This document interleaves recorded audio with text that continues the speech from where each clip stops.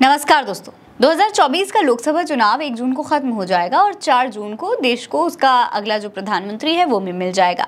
मगर इस बार के चुनाव में धांधली धोखाधड़ी को लेकर चुनाव आयोग के पास इतनी शिकायतें आई, इतनी शिकायतें मिली कि आप सोच भी नहीं सकते हैं।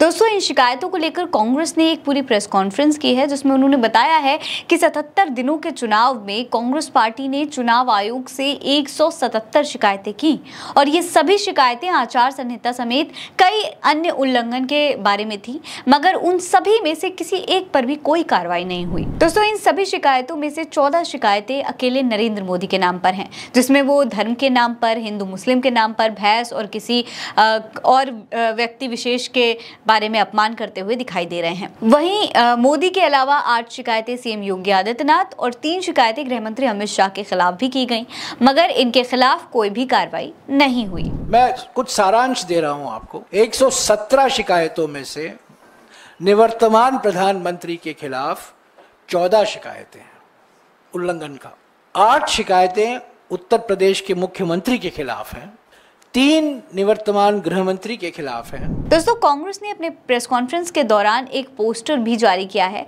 जिसका नाम है 72 दिन 272 सवाल, 0 जवाब, भाग मोदी भाग। अब इस पूरे मामले पर जयराम रमेश ने कहा है कि हमने पीएम मोदी से इन 72 दिनों में 272 सवाल पूछे, पर मोदी ने एक भी सवाल का जवाब नहीं दिया। शीर्षक है 72 दिन 272 सवाल, 0 जवाब, भाग मोदी भाग।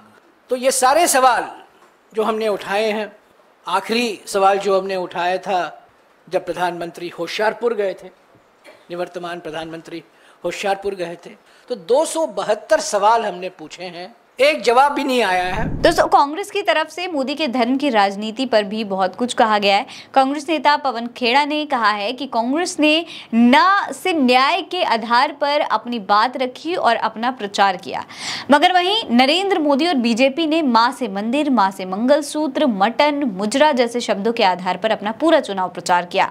इन सब के बाद अब प्रधानमंत्री ध्यान लगाने चले गए हैं। जिस आदमी ने पूरे 10 साल लोगों का ध्यान भटकाया, वो अब ध्यान लगा रहे हैं। प्रधानमंत्री जी ने और उनकी पार्टी ने म से अपना प्रचार रखा।